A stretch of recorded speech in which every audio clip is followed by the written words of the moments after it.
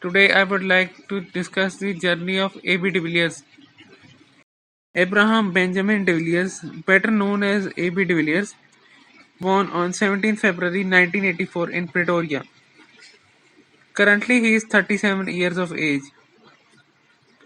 He has retired from international cricket for South Africa. He always has been a multi-purpose player. He is an excellent batsman, fielder and an excellent wicket-keeper as well. A fine rugby player, golfer and a tennis player. He made his test debut alongside Dale Steyn. AB was picked up after just 16 first-class matches. AB was asked to open in his debut. He has batted everywhere from number 1 to number 8 and has done good in all positions. He had slump in form in 2006 and 7. De Villiers returned in early 2000 with 103 not out of 109 balls in Durban versus West Indies. He became the first South African to score a double hundred in India with 217 at Ahmedabad.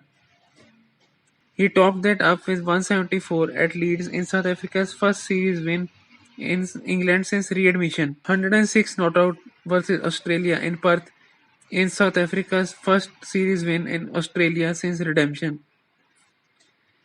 That year, de Villiers scored 1,061 runs at an average of 58.94. It turned out to be his best year. In 2010, he scored 996 runs in the year. He scored 278 not out versus Pakistan at Abu Dhabi. He also scored 3 successive ODI centuries, 2 versus India and 1 against West Indies. Second time he came close to 1000 runs in a calendar year was 2013, when he scored 933 to make sure that South Africa kept the mace they won in 2012. By then, AB had taken full responsibility of wicket-keeping from Mark Boucher after his retirement. He then got the ODI and T20 captaincy after Graham Smith stepped down.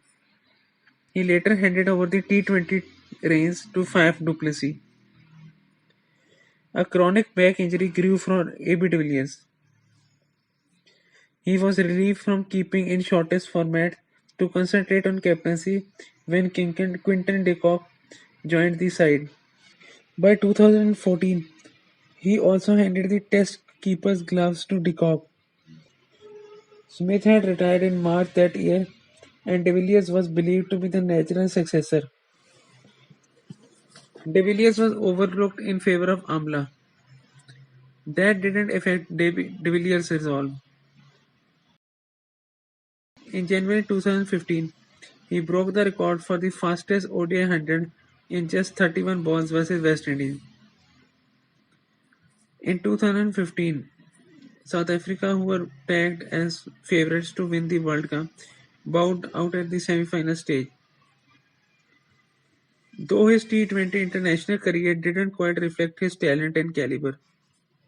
Though his IPL record for Royal Challengers Bangalore has been phenomenal. In 2014 edition, he smacked his countryman Steyn for 23 in 1 over. De Villiers is in high demand from foreign leagues. In 2015-16 summer, he suggested he would have to look at ways to lighten the load.